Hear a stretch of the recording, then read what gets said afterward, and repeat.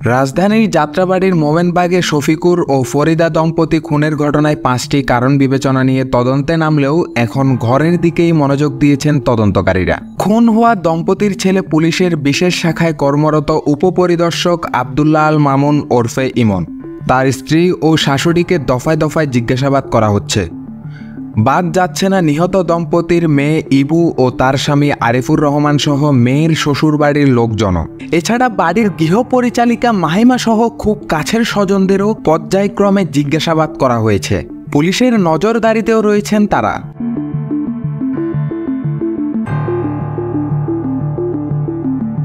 এই হত্যাকাণ্ডের তদন্ত সংশ্লিষ্ট ঊর্ধ্বতন কর্মকর্তা ও পারিবারিক সূত্রে এসব তথ্য জানা গেছে। থানা পুলিশের পাশাপাশি এই হত্যাকাণ্ডের ছায়া তদন্ত করছে পুলিশ ব্যুরো অব ইনভেস্টিগেশন ও র্যাপিড অ্যাকশন ব্যাটালিয়ন। এখন আমরা ঘটনাটি নিয়ে কাজ করছি। বাসায় এলোমেলো জিনিসপত্র আছে, এটা কি চুরি ডাকাতি কিংবা পূর্ব পরিকল্পিত কোনো প্রপার্টি রিলেটেড কিনা সেটাও আমরা খতিয়ে দেখছি।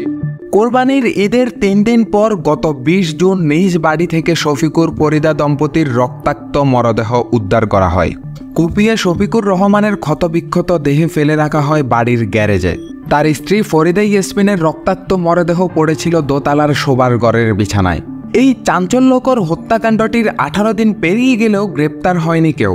হত্যাকাণ্ডটির পেছনে খুন হওয়া দম্পতির গ্রামের বাড়ি দাগন ভূঁইয়ায় জমি সংক্রান্ত দ্বন্দ্ব, পুরনো শত্রুতা ও সম্পত্তি বাগিয়ে নেওয়া সহ 5টি কারণ চিহ্নিত করে তদন্তে নামে পুলিশ। তবে খুনিরা সুপরিকল্পিত হত্যাকাণ্ড ঘটানোয় বারবার বিভ্রান্তিতে পড়েছেন তদন্তকারীরা। আবার মৃত্যুর যেই বিভৎসতা বা নৃশংসতা, এটা থেকে আমরা ধারণা করতে পারি বিষয়টা পরিকল্পিত বা ভিন্ন চিন্তা থেকে। নিহত শফিকুর রহমানের ভাই মুজিবুর রহমান বলেন, ছেলের শাশুড়িকে বলা হচ্ছে তিনিই নাকি খুন করেছেন। বিষয়টি স্বীকার করেছেন ঢাকা মহানগর পুলিশের ওয়ারি বিভাগের উপকমিশনার মোহাম্মদ ইকবাল হোসাইন। তিনি বলেন, খুব কৌশলে হত্যাকাণ্ডটি ঘটানো হয়েছে। আমরা বেশ কিছু কারণ ধরে হত্যাকাণ্ডটির তদন্ত করছি। তদন্তের প্রয়োজনে ভুক্তভোগীর ছেলের স্ত্রী, তার শ্বশুর বাড়ির লোকসহ মেয়ের জামাতা ও তার পারিবারিক লোকজনকে জিজ্ঞাসাবাদ করছে। এছাড়া পুরনো লেনদেনের বিষয়টি মাথায় রেখে খুব কাছের স্বজনদের জিজ্ঞাসাবাদ করা হচ্ছে। 6টার দিকে আমার ওয়াইফ আমাকে ফোন দিয়ে বলতেছে যে আমার উপরের তলায় আমার বন্ধুর ওয়াইফ তাকে ফোন দিয়ে বলতেছে আমার আব্বাকে নিচে এই অবস্থায় পাওয়া গেছে। নিহত দম্পতির ঘনিষ্ঠজনদের মোবাইল ফোনের যোগাযোগ ও হত্যাকাণ্ডের আগে পরের গতিবিধি পর্যালোচনা করে নানা বিষয়ে সন্দেহভাজনদের জিজ্ঞাসাবাদ করা হচ্ছে। সেই সঙ্গে তদন্তের জন্য ঘটনাস্থলের আশপাশের 2 বর্গ কিলোমিটার এলাকার 200 সিসিটিভি ফুটেজ সংগ্রহ করা হয়েছে। হত্যাকাণ্ডের রহস্য উদ্ঘাটনে ফুটেজগুলোর চুলছেরা বিশ্লেষণও চলছে। ঘটনার রাত 19 জুন বাড়িতে ছিলেন না নিহত দম্পতির ছেলে ইমন ও তার স্ত্রী।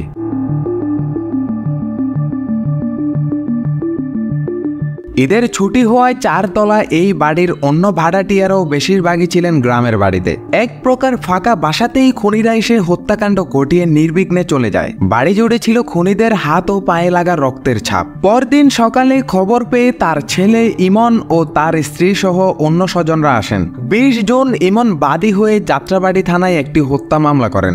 মামলায় তিনি বলেন, 20 জুন সকালে আমার ভাড়াটিয়া বন্ধু কাউসার মোবাইল ফোনে আমার স্ত্রীকে জানায় আমার বাবার রক্তাক্ত মরদেহ বাসার নিচতলায় ফাঁকা জায়গায় পড়ে আছে। খবর পেয়ে তাৎক্ষণিক বাড়িতে আসি। তারপর বাড়িতে উপস্থিত লোকজনের কাছে জানতে পারি আমার বাবার মুখে ও মাথার ডান পাশে ঘাট বরাবর ধারালো অস্ত্র দিয়ে কোপানো হয়েছে। তার মরদেহ নিচতলায় ফাঁকা জায়গায় পড়েছিল।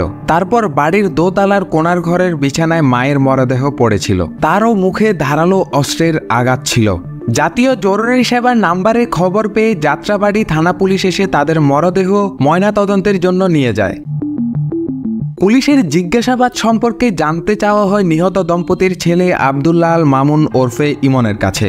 পেশা জীবনে এমন অনেক ঘটনার রহস্য উন্মোচন করা এই পুলিশ কর্মকর্তা নিজের পরিবারের সঙ্গে ঘটে যাওয়া ওই ঘটনার কোনো সুরাহা করতে পারছেন না। এজন্য আক্ষেপ নিয়ে তিনি বলেন, অনেক ঘনিষ্ঠজনদেরই জিজ্ঞাসাবাদ করা হচ্ছে, অথচ কোনো কুল কিনারা পাওয়া যাচ্ছে না। প্রকৃত অপরাধী আইনের আওতায় আসুক, বিচার হোক। কিন্তু এটা কিভাবে কি ঘটলো এখনো পর্যন্ত আমি নিহত শফিকুর রহমান জনতা ব্যাংকের সাবেক গাড়ি চালক।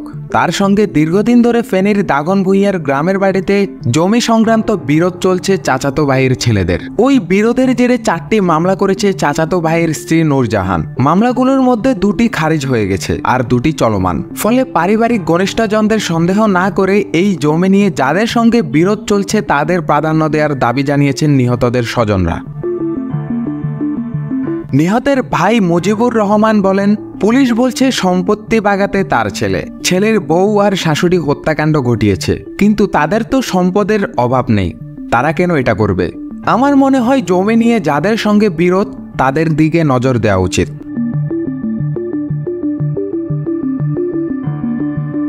বাড়িতে আসা যাওয়া করা এক তরুণ ও নারীকে ঘিরে রহস্য। নিহত দম্পতির বাড়িতে নিয়মিত যাতায়াত ছিল এক তরুণ এবং এক নারীর। এই দুজন সম্পর্কে মা ছেলেটি শফিকুর রহমানের বাড়িতে নিয়মিত যাতায়াত করত এবং বিভিন্ন ফুড ফরমাশ খাত। এই দুজনের সঙ্গে খুন হওয়া দম্পতির খুব ভালো সম্পর্ক ছিল। তাদের বিভিন্ন সময় মোটা অঙ্কের টাকা দিয়ে সাহায্য সহযোগিতা করতেন শফিকুর রহমান।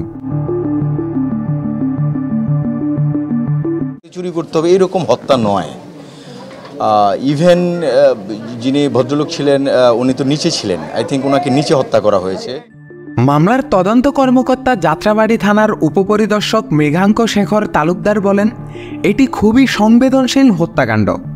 যাদের জিজ্ঞাসাবাদ করা হচ্ছে তাদের থেকে যা পেয়েছি সেটা নিয়ে কিছুই বলতে চাই না। শতভাগ নিশ্চিত না হয়ে কিছু বলার সুযোগ নেই।